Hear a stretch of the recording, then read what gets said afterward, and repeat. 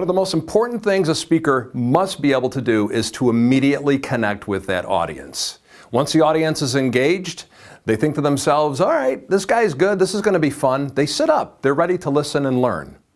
31, 41, 44, 8, 52. Hey, 31, 32, 52, 12, 7, 9, 2, 52, 34, 43, 6, 9, 50, 33, 43, 5, 4, 52. Yeah!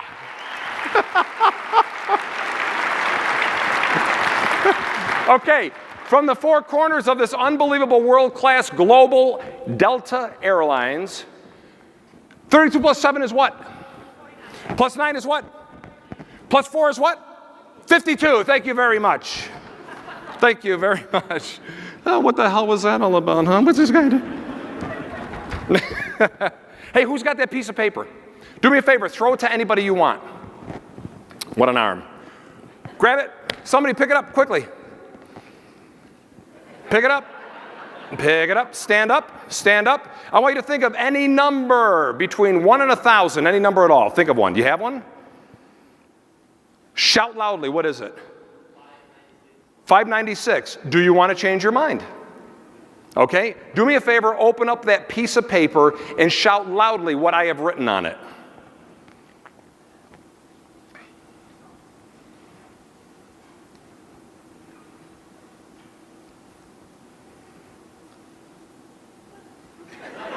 Say that again?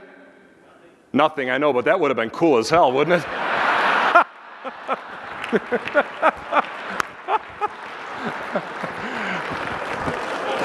Oh, I'm good, but I'm not that good. At the end of the day, the folks in that audience want real takeaways. They need something to bring home and put to work in their own businesses. So in a nutshell, what do I bring to the stage or to the room? Well, real business experience and expertise. I owned and operated a national advertising and branding agency for over 20 years. I've sat on several boards. I was part of 4 startups, 2 of which went public. So I have that expertise. I have that experience. I know what it takes to be an effective leader, how to inspire and passion and empower employees to create that passionate and collaborative culture. I know what it takes to be innovative, to be disruptive. I know how to create that one-of-a-kind emotional customer experience. And I know how to be profitable and sustainable. But most important, I have the ability to take all of that experience and transfer it to the folks I am speaking for. If you have anywhere in your corporate mantra that your mission is 100% customer satisfaction, get rid of it. Get rid of it. If you think satisfying a customer is where you need to be, get rid of it.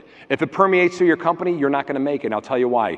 There is absolutely no correlation between a satisfied customer and a loyal customer. None. Here's the definition of a satisfied customer. You know what it is? They'll stay with you till the next best deal comes along. That's it. You know what a satisfied employee will do? They'll stay with you until the next best offer comes along. You want to get them from satisfied to loyal. How do you do it? You shatter their expectation. But here's the question. How in the world do you shatter my expectation, let alone even meet it, if you don't know what it is? Here's a conversation nobody ever has with customers. Tell me something, sir, ma'am. What is your expectation of us? What do you mean? What are you expecting out of being a customer of ours, this relationship? Wow, nobody's ever asked me that before. Well, tell us. And then after you get some of this feedback, put it together and have a staff meeting and say, this is generally what people are expecting. Let's put a process together that blows those expectations away. Now what you're doing is you're taking people from satisfied, crossing that abyss, over to loyal. Look at that, huh? What is that? Somebody shout it out. It's a yard sign. It's a slogan.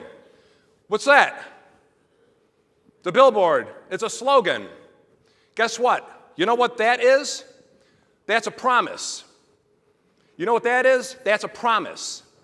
Can I tell you something? These are not just slogans. And you hear all the time in your franchise kits, the brand promise. And then we take it lightly. It's the advertising. Please believe me that this cannot be taken lightly. This is a promise. And if you do not keep your promise, people have way too many choices, and they're just going to go somewhere else. the happiest place on earth. Now, you know when you go through Disney, you walk around through Disney, it's magical. I mean, it is just, you bring your kids. I'll tell you how magical it is. Do you know that they have about a 75% return rate from first-time visitors? Wow. That's amazing, since it's really not a cheap visit. Now, you walk through the parks at Disney and you're walking around going, you know what? This is magic. It's not magic. Do you want to know what it is? It's process. I can't tell you how excited I was to read all of the classes that you've got going on over the next few days, especially since I don't have to take part in any of them. But what you're doing is you're creating process. Now, here's why Disney is so amazing and magical, because they know process in their sleep, to the point where all they have to focus on is the magical experience. Walt Disney, a lot of people don't know this about him, he was obsessed with process. Obsessed. He said, we cannot possibly create a magical experience for every guest every time unless we have the processes that allow us to do so. I've got a question for you. Who are you? What do you do? And what do you sell? Now, I want you to think about this in a way you've never thought about it before. If somebody stopped you walking across a parking lot, they ran into you in a grocery store, and they said, hey, you look familiar. What is it you do again? How would you define what you do? And I want you to think about this. Could you define what you do in such a meaningful way that it actually creates intrigue? Could you define what you do for a living in such a way that it matters to other people to the extent where they're going to go, wow, are you kidding me? Tell me more. These are very important questions, and guess what? They're not that simple. I do a lot of consulting work. One of the first things I do is I walk into an organization, ask leadership to give me a little conference room, and I need 10 people. I only need a few minutes of their time, I tell them. One at a time, people come walking in. I stand up, I shake their hands. Honest to God, I have them write it. We do it in person, and here's what I say. Hey, I'm Scott. What's your name? My name's John. John, let me ask you a question. What do you guys do here? What do you sell? 10 people all working for the same company, 10 different answers. It's known as perceptual reality.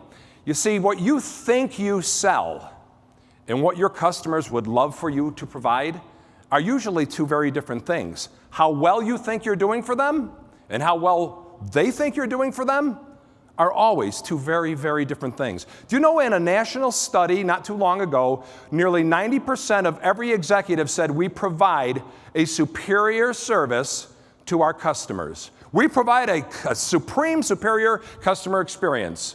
When they turned the study around and they asked the customers, less than 8% gave those companies a superior rating.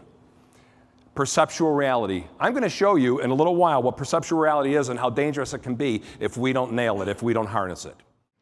A couple of years ago, I asked you a question. I started off and I said, if somebody stopped you and said to you, hey, you look familiar, what do you do? I asked you, how would you respond to the question, what do you do? Today, I want to ask you this. If somebody stopped you and said to you, hey, why do you do what you do? How would you answer that? I want you to think about this. Why do you do what you do? And here's the question. As you're evaluating, as you're reflecting, is your why bigger than the what? In other words, is why you do what you do greater, bigger than, more important than the what, than the stuff you sell? Is the why bigger than the bottom line? Is the why bigger than you? Ask yourself this and be honest. All great, sustainable, profitable organizations are those who attract and keep passionate, intelligent, talented people. All great organizations, sustainable, profitable organizations, are organizations that have a culture of meaning and purpose. Now, this doesn't mean that you have to be working for a company that's trying to find a cure for cancer. It doesn't mean that. It doesn't matter what you sell, as long as the why is greater than the what. It doesn't matter. And it all begins and ends with you. Great cultures, sustainable organizations, organizations surrounded by passionate, talented, intelligent people are all the result of leadership. The proof is in the pudding. After all is said and done, that audience is going to let you know whether they liked you or not. I love you guys, and I appreciate you having me back. Thank you very much. Thank you.